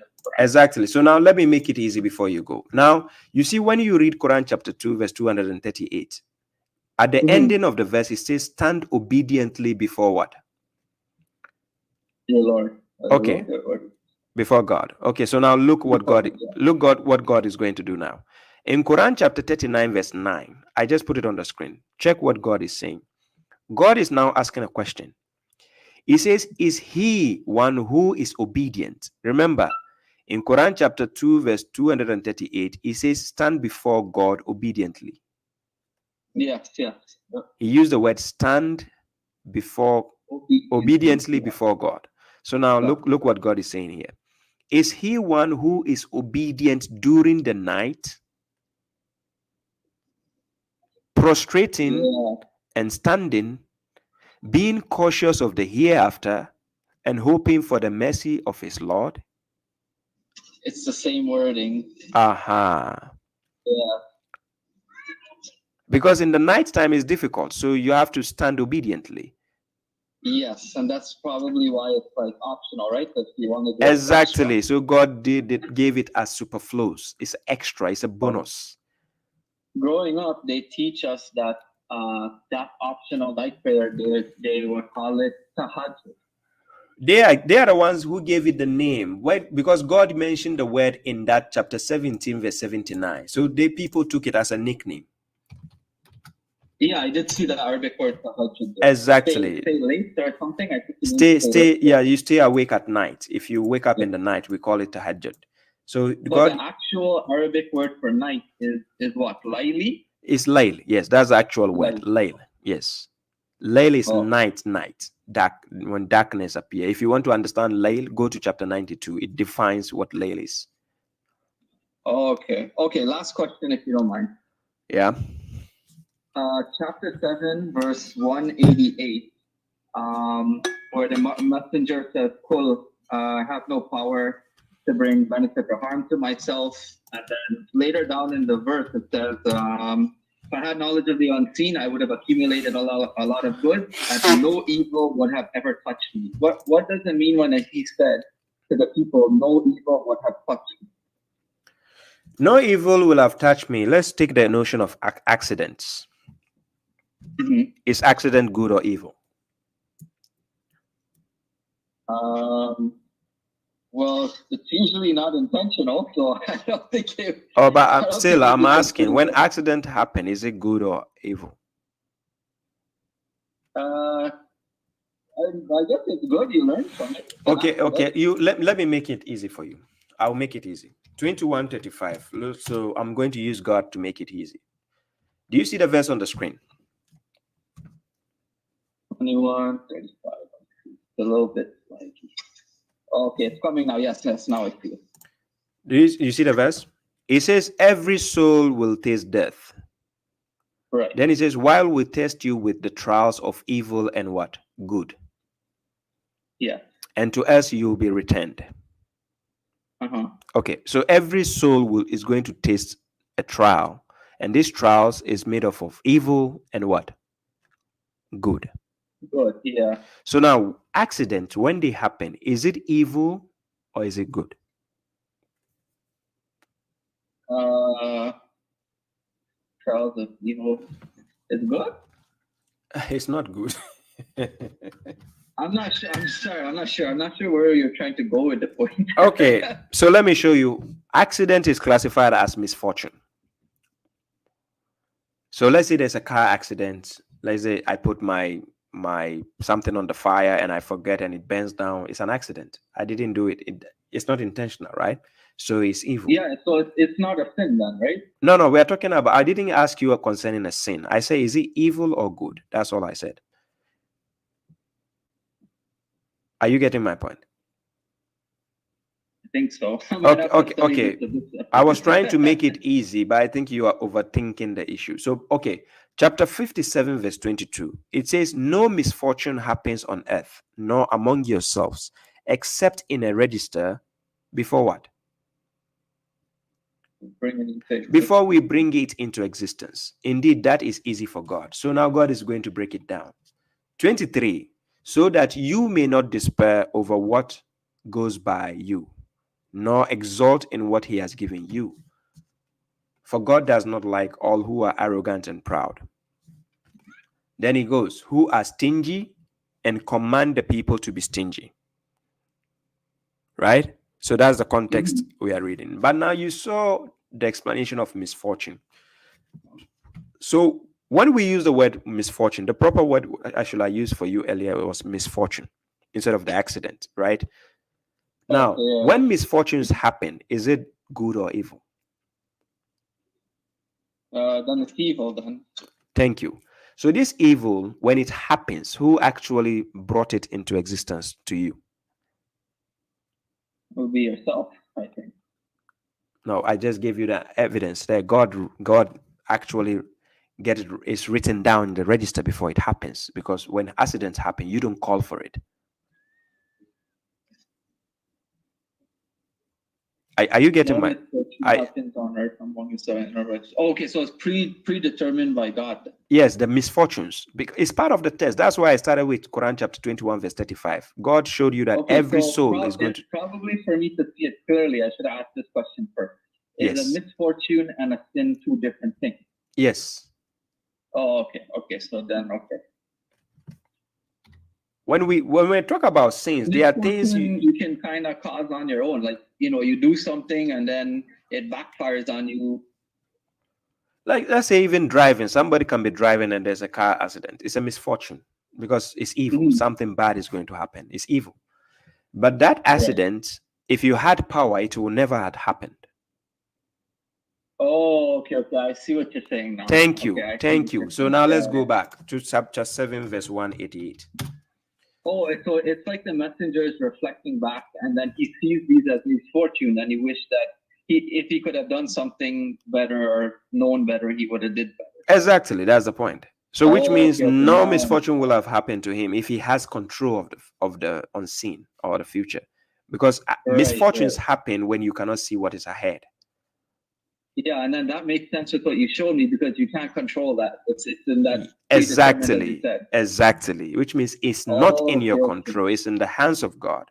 So the prophet is now trying to tell people that had he been in control of that, then he will make sure no evil will touch him. Yeah. So that is why I said misfortune is classified as evil. And now that you mention that, that makes sense because I don't remember the verse, but there is a verse that says, when misfortune befall people, then they run to God, and then when they're good, then they forget God. Exactly. I forgot the verse, but I think there's one like that. Yes. So that's the answer to your question. Okay, thanks, brother. Sure, that was my questions, and I got the gist of what. You're very welcome. Thank you, brother. No problem. Yeah, you stay tuned. Thank you. Ladies and gentlemen, that is 2 hours of the streaming. I think this is where I have to bring it to an end. I saw some questions. Can I answer that? Do I have time? Jam says, Baba, what is your take on Rashad Khalifa? Some Quran alone Muslims believe in him as a messenger. What is your take? I'll come back to that. There's somebody calling. Salam. Salam, Baba. Wa alaikum salam, my brother. Yes, my name is Sadia, calling from Accra. Sadi, okay, yes. Yes. You're welcome. Thank you. I need a small clarification. Something I haven't thought about. Yeah. Okay. You see the Quranic subjects, the verses. Sorry, the chapters. Where? The chapters. Where are you talking about? In my Quran or what? No, in Quran generally. Okay. The chapters. Okay. Chapters, yes. The headings. Yes. The titles. The titles, yes. Were they with the Quran or? Were they originally with the Quran? Originally came down with the Quran, or it was inputted. Okay, thank you. Let me break down your answer for you. You see, when you take Quran chapter 24, verse 1, yes, this is what God says. God says, Suratu anzalnaha wa faradnaha wa anzalna fiha ayatin bayyinat la'allakum tazakkarun. Then now God says surah. Now let's check the meaning of surah. Now when we say surah, is a subdivision of a written work which is usually numbered and titled. That is the definition of a surah. Are you with me? Number the title, yes. Okay, so I can give an example here. So let me just put surah. Chapter, sorry. So this is, let me put this on the screen. So I just went to Google, right? Take a dictionary. If you have any dictionary next to you, you can do the same. Just take any dictionary, right? Okay. So this is the screen. It says a main division of a book, typically with a number or title. Okay. So the moment you call something a surah, a chapter, the wording has already given you the details already. Okay. Because a chapter means something which already has a title and it has numbers. All right. Are you getting me? So if people start telling you that, when the Quran was revealed, there was no title, It makes no sense. Then why is it called a surah? Thank you. So that is this chapter I just gave you, chapter 24, is called Surah An-Nur. Surah An-Nur. So it came down with the Quran. Of course. Yes. You see, I've been studying the Quran for over 20 years, and it had never occurred to me to look at the titles until just 3 days ago. Yeah. I was listening to one video where one asked a Quran believer this question, and he answered that no, titles didn't come with the Quran. So it got me now thinking. This is the problem. Let me help you out, Brother Sadi. Please, if you need guidance, stop asking for people's opinions. Ask people. No, I'm not talking about you. I'm talking about everybody in general. Ask. That is why Quran is a book of guidance. It's here to speak for itself. Correct. So ask the Quran questions. Don't ask people who speak for the Quran. Let me give you an example. If I go to the courtroom and I'm intelligent and I'm smart, I'm eloquent in speech, do I need somebody to represent me? At all. Never. I speak for myself. So this is babashuaib standing at the podium being spoken. The judge is asking questions and you are telling me, shut up, let somebody come and speak for you. Yeah. Right. What? It means I'm not competent enough. So the question is the Quran competent to talk for itself? If the answer is yes, why are people talking for the Quran? Yes. You're right. This happened. I've always been. It never occurred to me. Over 20 years, I know those titles came down along with the Quran. They came, but people are trying to change it. It came, but they cannot change it because God says this. Look at the verse on the screen. It's there. Yes. It says La ya'tihi al-batil min bayni yadayhi wala min khalfihi. Then it says Tanzilu min Hakimin Hamid. No falsehood can approach it from its front or from its behind. A revelation from the wise and praiseworthy. Yeah, fantastic. Yeah, thank you so much. You're welcome, my brother. That has been bothering me for some days. Don't let it bother you. We will factory reset you. Thank you so much. No, I have already reset. No, I know. Don't worry. I know you are factory reset, but on this subject alone, we are going to factory reset you. I like that name. Thank you. We will factory reset everyone. Exactly. Thank you, my brother. Thank you so much. Have a good night. Yeah. So I think enough with the calls. I don't think I'll pick a call again, but let me answer the last questions before I leave. I saw some questions. I don't want to skip them. Brother Rishi Green is asking a question. He says, oh, somebody was asking, he says, Baba, what is your take on Rashad Khalifa? Some Quran alone Muslims believe him as a messenger. Well, they are free to believe what they think, right? If it is based on the 19th miracle, there's a problem because he took 2 verses out of chapter 9, verse 128 and 129. That I have a problem with that because according to him, falsehood has entered into the Quran. Quran chapter 41 verse 42, he says no falsehood can approach it from its front or from its behind. But Rashad Khalifa claims these 2 verses has entered into the Quran in order to propagate the 19 ideology. The 19 miracle still works regardless of the issue of the 2 verses. It will work on a lot of aspects. I don't know why these 2 verses has to be a problem. The 2 verses give even the Quran credibility for us to identify that, okay, there's 2 verses here. So even if you use the 19 miracle, that shows that these 2 verses is 2. So nobody can add anything. But I don't consider him as a messenger. No, I don't do that. And one of the translations he did, Quran chapter 2 verse 30, Rashad Khalifa actually considered Iblis as a temporary god. God says, La ilaha illallah. Right? If you take Quran chapter 2 verse 30, if I put my translation on the screen, Rashad Khalifa translated this verse, and when your Lord said to the angels, I will place a successor, the word is Khalifa, on earth. They said, will you place therein one who will corrupt and shed blood therein? while we glorify with your praise and sanctify you, he translated this as temporary God. You know, that is a problem also. So there are a lot of things that I will not agree with him, but generally, yes, some of the things he said, it made sense, but I will not consider him anointed as a messenger of God to do what? Just to bring the 19 code. In that sense, I don't consider a messenger. No. So Brother Rachel Green says, brother, do you intend on having a discussion with one of the leaders of the submitters who claim Islam has been corrupted? Yeah, well, Islam can be corrupted. It doesn't say Quran has been.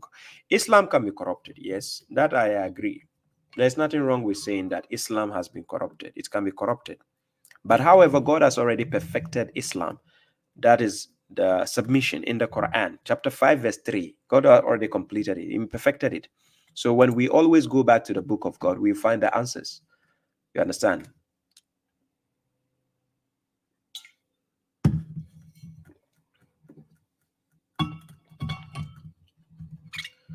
Okay.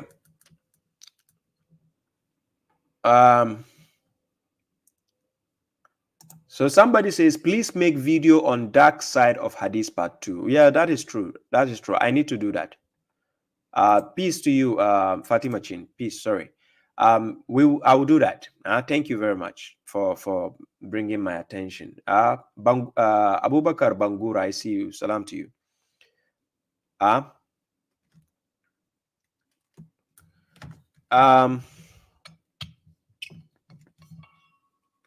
Okay, those two verses, I do have a video on it. I explained concerning the two verses, right? Fatima Chin, let me just talk about it before I go.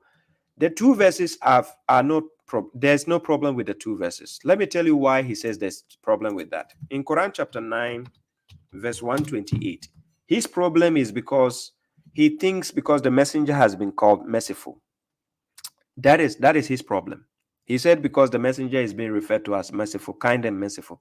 There is nothing wrong. He says because they are attributes of God. No. That doesn't mean he's a God.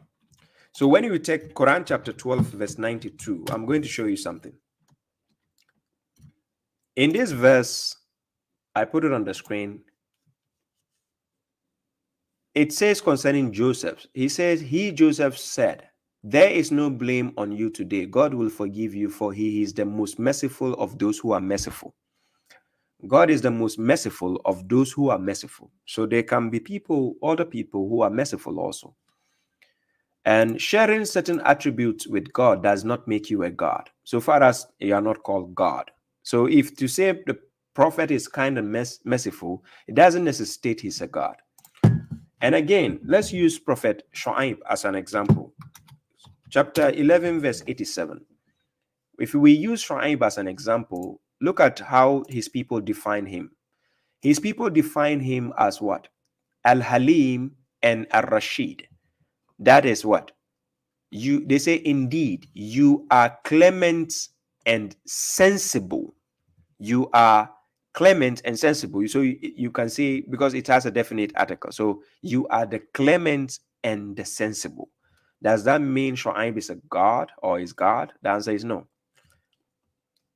You understand? So it doesn't necessitate. Are we also going to say chapter 11, verse 87 is corrupted?